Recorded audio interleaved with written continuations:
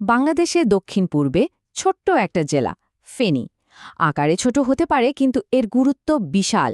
অনেকে একে বলে বাংলাদেশের প্রবেশদ্বার। কিন্তু কেন, কিভাবে এত ছোট একটা জেলা দেশের সবচেয়ে গুরুত্বপূর্ণ একটা সংযোগ স্থল হয়ে উঠল? চলুন আজ এই গল্পটাই একটু কাছ থেকে দেখা যাক। হ্যাঁ, প্রশ্নটা কিন্তু আসলেই ভাবার মতো। দেশের এতগুলো জেলার মধ্যে অন্যতম ছোট একটা জেলা, অথচ এত গুরুত্বপূর্ণ কিভাবে সম্ভব হলো এটা? আসলে এর উত্তরটা লুকিয়ে আছে দুটো জিনিসের মধ্যে। এক, এর ভৌগোলিক অবস্থান, আর দুই, এর কয়েকশো বছরের লম্বা ইতিহাস। দেখুন, ফেনীর আসল শক্তিটা হলো এর অবস্থান। এটা ঠিক যেন ঢাকা চট্টগ্রাম করিডোরের গেট বা প্রবেশদ্বার। মানে দেশের প্রধান বন্দর চট্টগ্রাম থেকে যদি আপনি দেশের উত্তরাঞ্চলে যেতে চান, আপনার সামনে একটাই পথ খোলা, আর সেটা হলো ফেনী।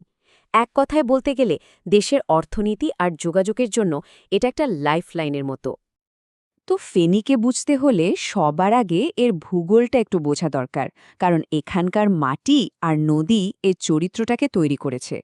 আর মজার ব্যাপার হলো, এখানকার নদীগুলো একদিকে যেমন আশীর্বাদ, তেমন কিন্তু অভিশাপও বটে। চলুন দেখি ব্যাপারটা আসলে কি। ফেনীর ভেতর দিয়ে অনেকগুলো নদী বয়ে গেছে, যেমন ধরুন ফেনী নদী, মুহুরী, সিলোনিয়া। এই নদীগুলোর বেশিরভাগই ভারত থেকে এসে সোজা বঙ্গোপসাগরে পড়েছে।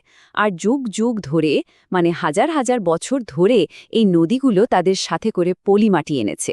এই পলির জমে কিন্তু তৈরি হয়েছে ফেনীর উর্বর ভূমি। এইখানেই আসল ব্যাপারটা, যে নদীগুলো পলি দিয়ে উর্বর জমি তৈরি করছে, সেই একই নদী কিন্তু প্রতিবছর বন্যা, ঘূর্ণিঝড় আর নদী ভাঙনের কারণ হয়ে দাঁড়ায়। মানে একটিকে আশীর্বাদ, আবার অন্যদিকে বিরাট একটা হুমকি। এই দুই নিয়ে ফেনীর জীবন। ভূগোল তো গেল, এবার একটু ইতিহাসে ফেরা যাক। ফেনীর আজকের যে পরিচয়, সেটা কিন্তু একদিনে তৈরি হয়নি। এর পেছনে রয়েছে কয়েক বছরের ইতিহাস, নানা ঘটনা আর ক্ষমতার পালাবদল। সেই ভৌগোলিক অবস্থানের কারণে ফেনী সবসময়ই একটা গুরুত্বপূর্ণ সীমান্ত এলাকা ছিল, মানে সবসময় একটা হটস্পট। ভাবুন একবার, দিল্লি সালতানাত থেকে শুরু করে মোঘলরা সবাই এই অঞ্চলের নিয়ন্ত্রণ পাওয়ার জন্য চেষ্টা করেছে। চলুন ফেনীর এই লম্বা যাত্রার কয়েকটা গুরুত্বপূর্ণ স্টেশন একটু দেখে নিই।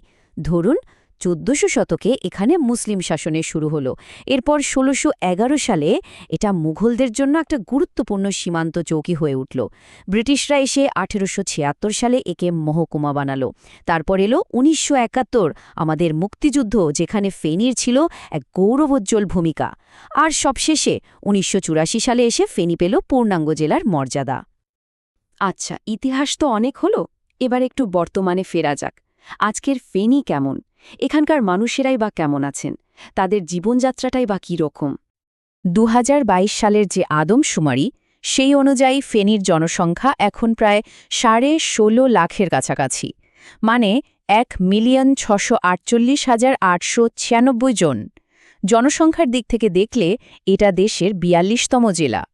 এখানকার ধর্মীয় পরিসংখ্যানটা যদি দেখি, তাহলে দেখা যায় যে জনসংখ্যার প্রায় ৯৪.৪% মুসলিম, আর হিন্দুদের সংখ্যা প্রায় ৫.৫%। এই ডেটাটা থেকে এখানকার সামাজিক পরিবেশ সম্পর্কে একটা ধারণা পাওয়া যায়। ফেনীর অর্থনীতির দিকে তাকালে একটা ইন্টারেস্টিং জিনিস দেখা যায়। যদিও কৃষি এখানকার একটা বড় অংশ, মানে প্রায় ২১%, কিন্তু আসল চালিকা শক্তি এখন আর শুধু কৃষি নয়। প্রায় ৩৫% আসছে শিল্প থেকে, আর একটা বড় অংশ, প্রায় ২৭%, আসছে বাণিজ্য আর প্রবাসীদের পাঠানোর টাকা বা রেমিটেন্স থেকে। এটা কিন্তু পরিষ্কারভাবে দেখায় যে ফেনী দিন দিন আরও আধুনিক হচ্ছে। তো এই যে আধুনিক ফেনী, এর সামনে এখন কি কি চ্যালেঞ্জ আছে, আর এর ভবিষ্যৎটাই বা কেমন হতে পারে? চলুন শেষ অংশে আমরা সেটাই একটু বোঝার চেষ্টা করি। এই কথাটা কিন্তু ফেনীর আধুনিক পরিচয়টাকে এক লাইনে বলে দেয়। এটা এখন আর শুধু একটা জেলা নয়, বরং দেশের বড় বড় অর্থনৈতিক কেন্দ্রগুলোর মধ্যে মালামাল আর মানুষ যাতায়াতের জন্য একটা ভীষণ গুরুত্বপূর্ণ ট্রানজিট পয়েন্ট।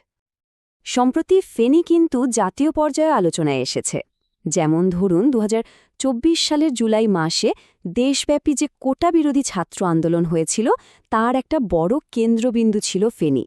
এটা থেকে বোঝা যায় সারা দেশের সামাজিক বা রাজনৈতিক উত্তাপ এই জেলাকেও কতটা প্রভাবিত করে।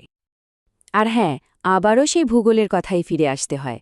সেই যে বলেছিলাম আশীর্বাদ আর অভিশাপের কথা, দেখুন ২০২৫ সালের ভয়াবহ বন্যায় জেলার একটা বিশাল অংশ ডুবে গিয়েছিল।